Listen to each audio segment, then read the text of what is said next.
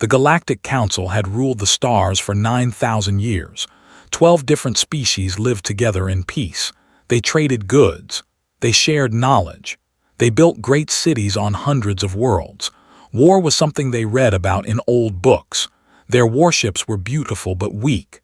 Their weapons had not been fired in centuries. Counselor sat at her desk on monitoring station Theta 7. She was old and tired. Her job was simple. She watched the screens and made sure nothing dangerous came from deep space. Nothing ever did. The job was boring, but she did not mind. Boring meant safe. Then the alarm started screaming. Jumped from her chair. Red lights flashed across the room. Other workers ran to their stations. Everyone was confused. The alarms had not gone off in 50 years. "What is happening?" demanded. A young technician pointed at his screen with a shaking hand. "Something is coming. Something big." Walked to the main display. Her eyes went wide. A ship was moving toward them from the dark edge of space. But this was not like any ship she had ever seen. It was 3 kilometers long. Weapons covered every part of its body. The hull was black and marked by fire and battle damage. "That is impossible," whispered. "No one builds ships like that anymore." The technician worked his controls. "I am trying to read its signal. The computer is having trouble. The language is very old." Waited, her heart beat fast in her chest. Around her, the other workers stood frozen. They did not know what to do. None of them had trained for this. None of them had ever seen a real warship. "I got it," the technician said. His face went pale. "The ship is human." The room became very quiet. Felt her legs go weak. Humans. She had learned about them when she was young. They were a species from a small blue planet called Earth. 200 years ago, the Council had given them a choice.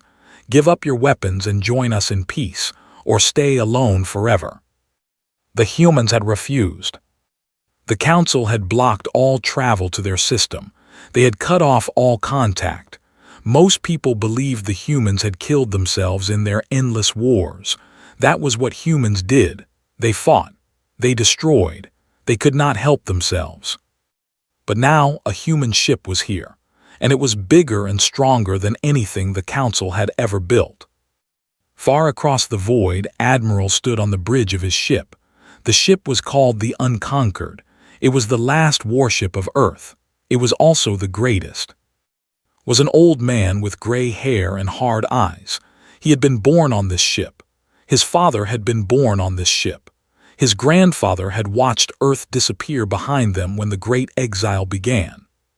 For 200 years, humanity had wandered the empty spaces between galaxies. They had hidden in the dark. They had built and grown and prepared. They had never forgotten what the Council had done to them. "Admiral," said Lieutenant from her station, "we are being scanned. The station has detected us." Nodded slowly. "Good, let them look. Let them see what we have become." Commander stepped up beside him.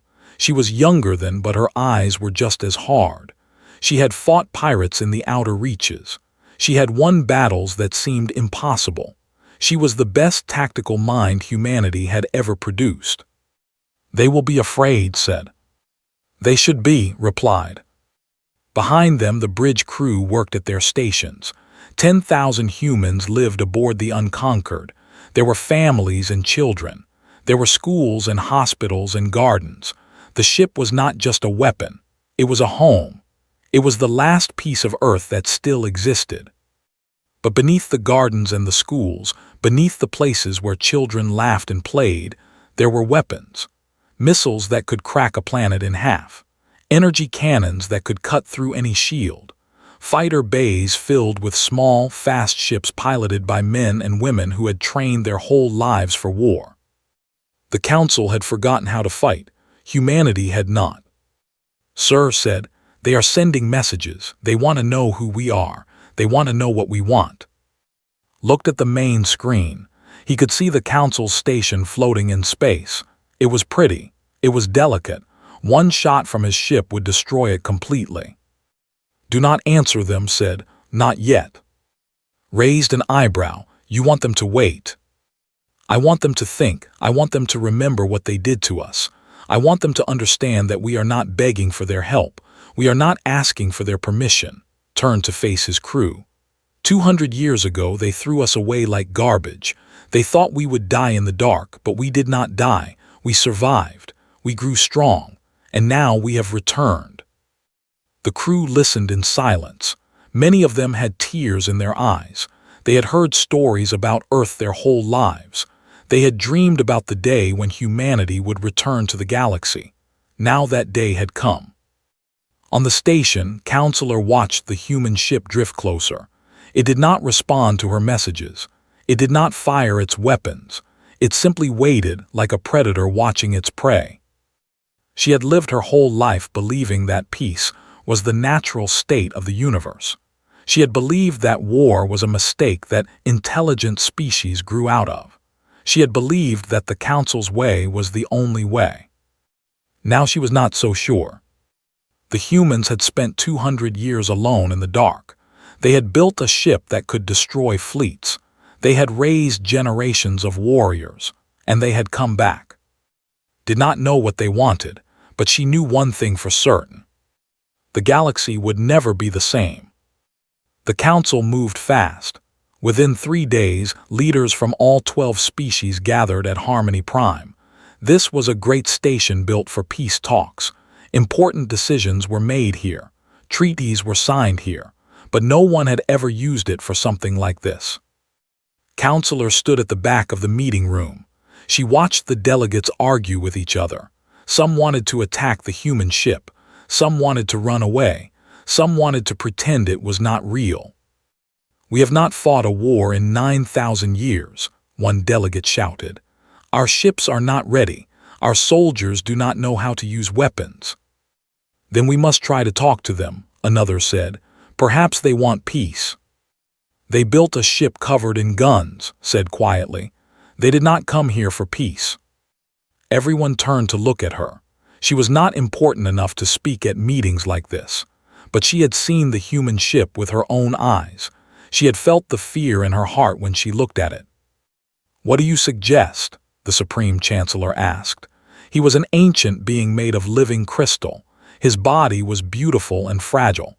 He had led the Council for 300 years. "I suggest we find out what they want," said, "before they decide to take it." The Chancellor thought about this for a long moment. Then he made a decision that shocked everyone. He would go to the human ship himself. He would meet them face to face.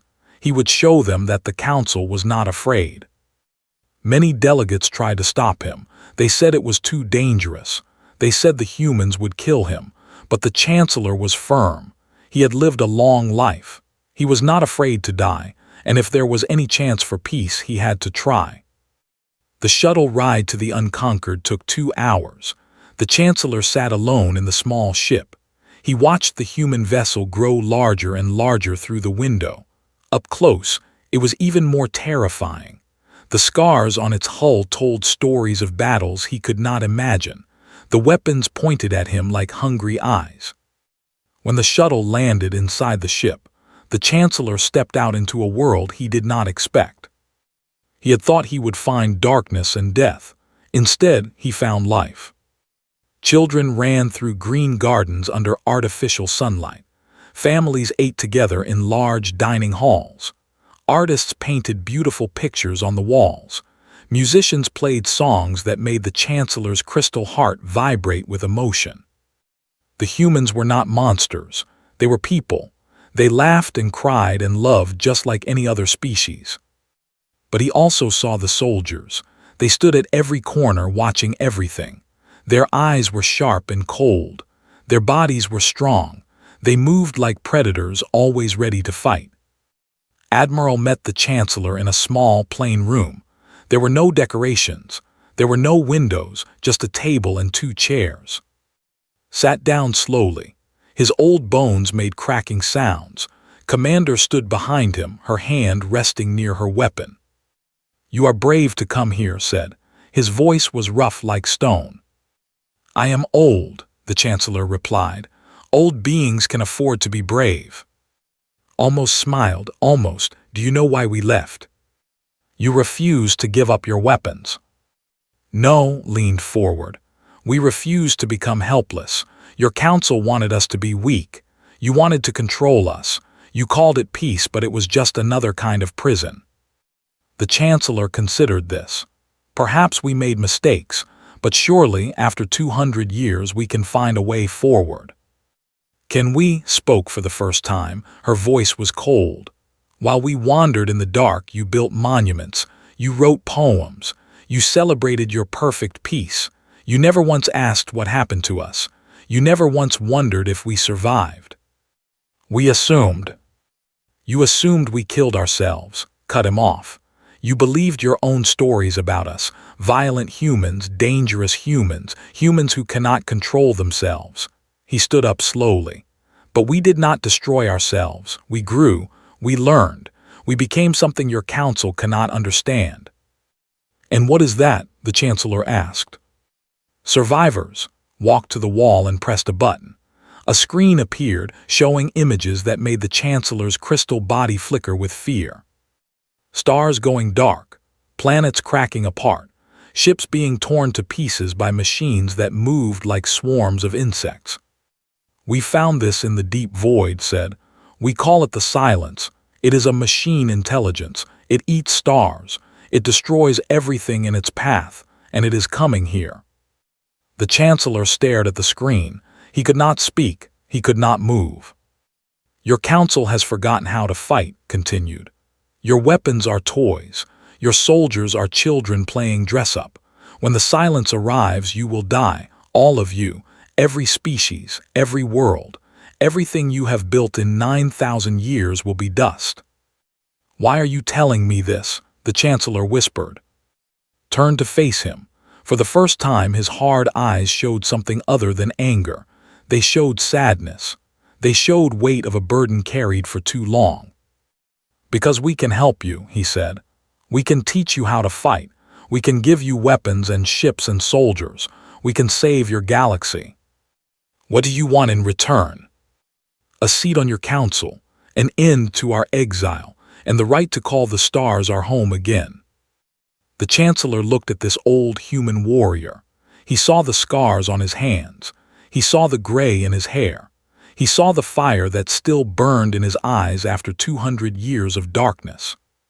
You could have attacked us, the Chancellor said. You could have taken what you wanted by force. We could have, agreed. But that is not who we are. We fight because we must, not because we want to. We destroy only what threatens us. He offered his hand to the Chancellor. So what do you say? Will you let us help you? Or will you let your pride kill everyone you love? The Chancellor reached out with his crystal hand. It was cool and smooth against rough, warm skin. I will bring your offer to the Council, the Chancellor said. I cannot promise they will agree. Then make them understand, replied. Because the silence does not care about politics. It does not negotiate. It does not show mercy. It simply consumes. And right now it is getting closer. The Chancellor left the ship with a heavy heart and a terrified mind. He had come looking for answers. Instead, he had found a new question. Could the galaxy learn to fight again? And could they learn in time? The Council argued for 30 days. Some members called Admiral a liar. They said the silence was not real. They said the humans had invented it to scare everyone. They said this was a trick to gain power. Other members were afraid of the humans themselves. They remembered the old stories. Humans were violent. Humans were dangerous. If the Council gave them power, they would take over everything. But Doctor changed their minds. She was the chief scientist aboard the Unconquered. She was young and smart. She had studied the silence for 20 years. She came to the Council with boxes full of evidence. Sensor recordings, signal intercepts, images of destroyed worlds. She stood before the 12 species and spoke in a calm, clear voice. This is the system, she said, pointing at a star map. 50 years ago, it had 4 billion people living on 3 planets, farmers, teachers, children. She pressed a button, the star map changed. The 3 planets were gone, The star was dim and dying. The silence came through in 17 hours. It ate everything. The people, the buildings, the water, the air, even the light from the sun. Looked at the delegates with hard eyes. This is not a trick. This is not politics. This is the end of everything unless we fight back. The council voted that night. It was close. Many still did not trust the humans, but fear won in the end.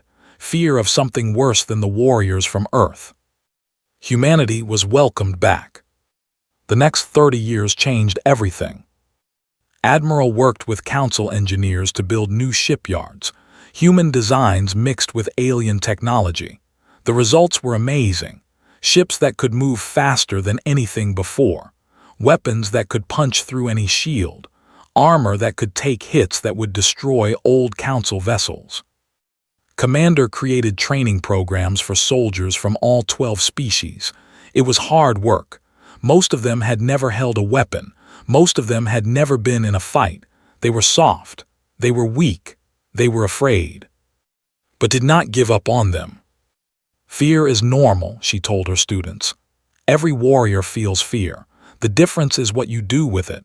A coward runs from fear. A warrior uses it. Fear makes you fast. Fear makes you alert. Fear keeps you alive.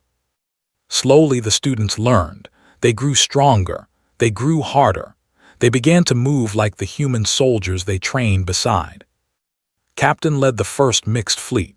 He was born on the Unconquered, but he had trained with aliens his whole life.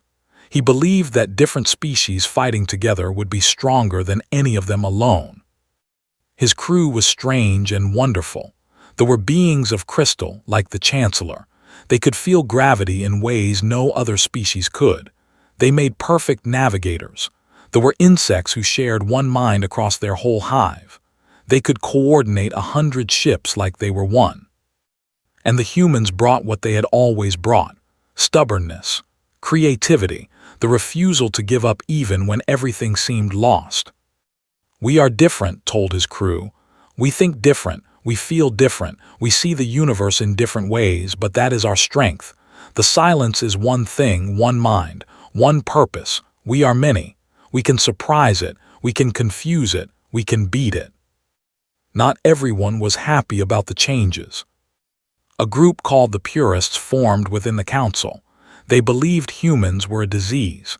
They said human violence would spread to other species. They said the old peace was better than this new war. They tried to stop the transformation. They sabotaged shipyards. They attacked human engineers. They spread lies about and his people. One night assassins came for Commander. They caught her alone in a corridor. There were 5 of them. They had knives and poison. Killed them all with her bare hands. When Counselor found her was sitting against the wall, covered in blood. None of it was hers. "Are you hurt?" asked. Looked up at her with tired eyes. "I am fine, but I am sad." "Sad they tried to kill you." "That is why I am sad." Stood up slowly. "They hate us so much that they would rather die than let us help them. They would rather let the silence win than admit they need humans." Did not know what to say. She had spent her whole life believing in peace. She had believed that all conflicts could be solved with words, but she had watched trained soldiers. She had seen the fear in their eyes turn to confidence. She had watched weak creatures become strong. "Maybe they will learn," said finally. "Maybe," wiped blood from her face. "Or maybe they will learn too late. That is the thing about war. It does not wait for you to be ready." Admiral grew old during those 30 years. His hair turned white. His body grew weak, but his mind stayed sharp until the end. On his last day he called to his room. She was his chosen successor. She had grown up in the transitional years when humans and aliens first started working together. She understood both worlds. "The silence will come soon," said. His voice was barely a whisper. "I will not live to see it, but you will." "I am not ready," said. There were tears in her eyes. "No one is ever ready for war," reached out and took her hand. "But I have watched you. You are strong. You are smart. You care about people, all people, not just humans. That is what we need. What if I fail? Smiled. It was the first real smile he had shown in years. Then you will fail trying. That is all any of us can do. Try, fight, never give up. He squeezed her hand one last time. We came back from the dark. We survived 200 years alone. We can survive this too. I believe in you. I believe in all of us. He closed his eyes and did not open them again. Admiral took command of the combined fleet the next day. She stood on the bridge of a new ship, built by humans and aliens working together. She named it the Legacy. Around her, 3,000 warships waited for orders, the largest fleet in the history of the galaxy. Somewhere in the darkness, the silence was coming. And for the first time in 9,000 years, the galaxy was ready to fight back. The warning came at midnight. A small colony on the edge of Council space sent a distress signal. The message was short and terrible. They are here, machines everywhere. We cannot stop them. Please help, please. Then nothing, just silence. Admiral was asleep when her communication device screamed. She was on her feet in seconds. 30 years of training had made her body react before her mind could catch up. Lieutenant met her in the corridor. His face was pale. It has started, he said. 3 colonies went dark in the last hour. The silence is moving faster than we expected. How fast?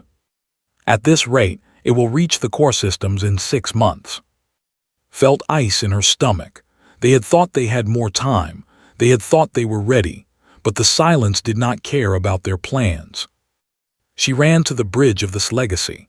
Her crew was already at their stations. Screens showed red dots spreading across the star map like blood. Each dot was a world going dark. Each dot was millions of lives ending. Send the signal, ordered. All fleets to the system, we make our stand there. The system was important for 2 reasons.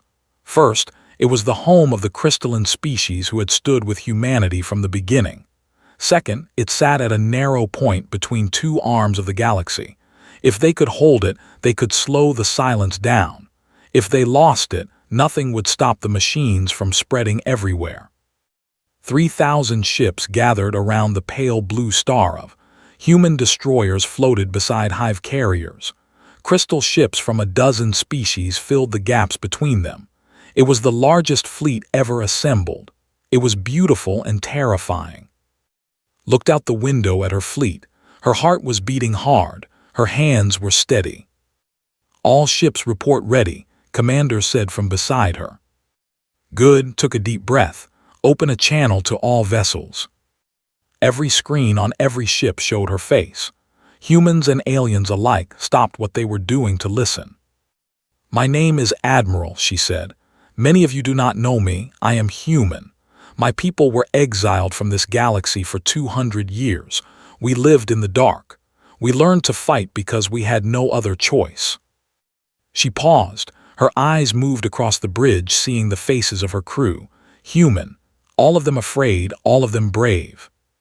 Today we fight together. Not as humans or aliens, not as separate species. We fight as one people, one galaxy, one family. Her voice grew stronger. The silence has destroyed worlds without number. It has eaten stars and drunk oceans. It thinks we are weak. It thinks we will break. She smiled. It was a warrior's smile, hard and cold and full of fire. Let us show it how wrong it is. The silence arrived 2 hours later. It came like a wave of darkness. Millions of machines, each one the size of a small ship. They moved together like a single creature, changing shape and direction as one mind. At the center of the swarm was a hub ship, massive and terrible, covered in lights that pulsed like a heartbeat. Here they come, said quietly. The first wave hit the defensive line like a hammer.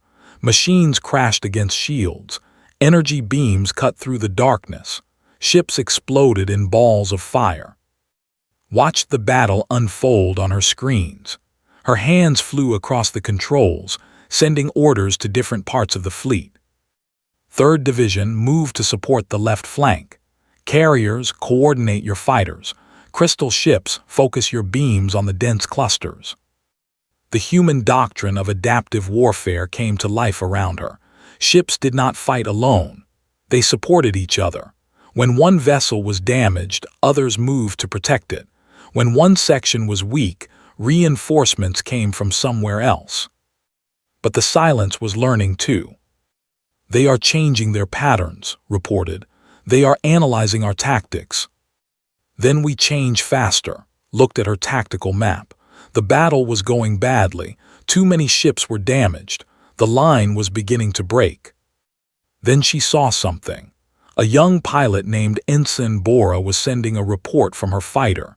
She had noticed something strange about the Silence's attacks. Every time the hub ship pulsed with light, the other machines changed direction. It was like a conductor leading an orchestra. The hub ship is controlling them. Bora's voice crackled over the communication system.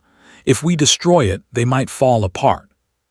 Studied the data. Bora was right. The hub ship was the key, but it was deep inside the swarm. Getting to it would be almost impossible. I need volunteers, said.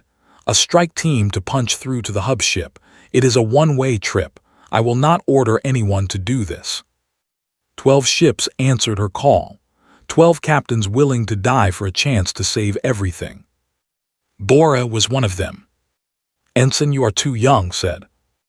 With respect, Admiral, I am old enough to see what needs to be done. Bora's voice was calm and steady. My grandmother was born on the unconquered. She used to tell me stories about Earth, about blue skies and green grass. She never saw those things, but she believed that someday her family would find a home again. Bora, I am not afraid. This is what we do. This is what humans have always done. We fight for tomorrow, even if we will not live to see it. Closed her eyes. She wanted to say no. She wanted to protect this young pilot who reminded her of herself, but she knew Bora was right. Some battles required sacrifice. Go, she whispered, and may the stars guide you home. The 12 ships broke from the main fleet. They flew straight into the heart of the swarm. Machines closed around them like teeth. Energy beams tore through their shields. One ship fell, then another, then another. Bora watched her friends die around her. She did not stop. She did not slow down. She kept flying toward the hub ship, dodging attacks that should have killed her, making shots that should have been impossible. Only 2 ships reached the hub, Bora's fighter and one other. It was an honor, the other pilot said over the radio. The honor is mine, Bora replied. They flew into the hub ship together. Their reactors overloaded at the same moment. The explosion was bright enough to blind sensors across the system. When the light faded, the hub ship was gone, and all around it, millions of machines were falling silent. The swarm is breaking apart, shouted. They are losing coordination. They are vulnerable. All ships, commanded, her voice strong despite the tears on her face. Attack, destroy them all, make their sacrifice mean something. The fleet surged forward. Ships that had been barely surviving now tore through confused machines. The first wave of the Silence was destroyed in the next 3 hours. When the last machine fell silent, when the darkness finally pulled back, the galaxy breathed again. But knew this was not the end. The silence was vast. This was just the first battle of a long war. She looked at the spot where Bora had disappeared. 12 brave souls, 12 stars that would shine in memory forever. Record their names, she told, all of them, human and alien. They saved us today. They deserve to be remembered forever. The war for the galaxy had begun, and humanity had shown everyone what it meant to fight. 10 years passed after the Battle of. The war against the Silence continued. There were victories and defeats. Sometimes the galaxy pushed the machines back. Sometimes the machines pushed forward, but the line held. The galaxy survived. Admiral stood on the memorial deck of this legacy. The walls were covered with names, thousands of them, millions of them, Every person who had died fighting the silence was written here in golden letters. Human names beside alien names, soldiers beside doctors, pilots beside engineers, all of them equal in death, all of them heroes. She found Bora's name near the center of the wall. Ensign Bora, age 20, born on the Unconquered, died saving the system. 20 years old, just a child, but she had been braver than admirals 3 times her age. Touched the name with her fingers. The metal was cold. "Do you come here often?" She turned around. Commander stood in the doorway. He had gray in his hair now, lines on his face. The war had aged all of them. "Every morning," admitted. "Before I do anything else, I come here and I remember why we fight." Walked to stand beside her. He looked at the wall with sad eyes. "So many names. Sometimes I wonder if it is worth it." "It is always worth it." His voice was firm. Every name on this wall bought time for someone else. Every death gave someone else a chance to live. That is the deal we make when we become soldiers. We trade our lives for the lives of others. "Is that a human saying?" Smiled. "It is now." They stood together in silence for a long moment. The ship hummed around them. Life continued. The war continued. But here in this quiet room they could pretend that peace still existed somewhere. "There is news from the front," finally said. "Good news for once." "Tell me." "The silence is pulling back. Our scouts report that their main force is retreating toward the outer rim. They are not advancing anymore." Paused. "The scientists think we might have hurt them more badly than we knew. They think the silence is weak." Felt something strange in her chest. It took her a moment to recognize it. Hope. After 10 years of war, she had almost forgotten what hope felt like. "Do not tell the fleet yet," she said. "I want to confirm this myself. If we are wrong, it will destroy morale. And if we are right, then we push, we attack, we end this war before the silence can recover." 3 months later, Admiral led the largest attack in the history of the conflict. 5,000 ships jumped into the heart of silence territory. They found what the scouts had reported. The machines were damaged. Their numbers were thin. They fought back, but they were not as strong as before. The battle lasted 4 days. When it ended, the galaxy had won. The silence was not completely destroyed. Some machines escaped into the deep void, but their power was broken. Their expansion had stopped. For the first time in centuries, the darkness was retreating. Returned to Harmony Prime as a hero. Every species in the galaxy wanted to thank her. Crowds gathered wherever she went. Children waved flags with her face on them. She hated it. "I did not win this war," she told the council in her first speech after the victory. "We all won it, humans and aliens, soldiers and scientists, old and young, every person who refused to give up, every person who chose to fight instead of surrender." She looked at the delegates. Many of them were the same beings who had argued against trusting humans 30 years ago. Many of them had called a liar. Now they were applauding her. "My mentor, Admiral, believed that humanity could find a home among the stars again. He believed that our capacity for war could become a gift instead of a curse. He did not live to see this day, but I know he is watching. I know he is proud." Paused, her eyes were wet, her voice was shaking. "The war is over, but our work is not finished. We must rebuild what was destroyed. We must heal the wounds that were made. And we must remember, we must never forget the price of peace. We must never again let ourselves become weak." The council gave humanity a permanent seat that day, not as a reward, as a recognition of truth. Humanity had saved the galaxy. Humanity had earned its place. Years passed. The scars of war slowly healed. Ruined planets were rebuilt. Dead systems were reclaimed. Life returned to places where the silence had brought only death. Admiral retired when her hair turned white. She went to live on New Earth, a planet that humans had claimed as their new home. It was not the same as the original Earth. The sky was more purple than blue. The grass was more yellow than green. But it was beautiful. It was home. She spent her last years writing. She wrote about the exile, about the return, about the war, about the people who had fought and died so that others could live. Her final book was called The Long Dark. It told the story of humanity's 200 years alone in the void. It told about the fear and the hunger and the endless struggle to survive. But it also told about the hope, the love, the unbreakable belief that someday things would get better. On the last page, she wrote these words. They called us dangerous. They were right. We are dangerous. We fight. We kill. We destroy. But we also build. We create. We love. We hope. That is the truth about humans. We contain everything, the best and the worst, the darkness and the light. And when the darkness came for the galaxy, we showed them that our light was stronger, not because we are better than other species, but because we never stopped believing that tomorrow could be better than today. That is our gift. That is our curse. That is what makes us human. Admiral died peacefully in her sleep at the age of 93. She was buried on New Earth, next to a monument that showed humans and aliens standing together.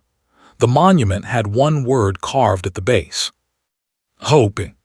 Across the galaxy, people still tell stories about the humans who came from the dark. They tell children about Admiral and Commander and Ensign Bora. They tell them about the war and the sacrifice and the victory. But mostly, they tell them about the lesson humanity taught the galaxy. That peace is precious, that war is terrible, but that some things are worth fighting for. And when the next darkness comes, as it surely will, the galaxy will be ready. Because humanity showed them how.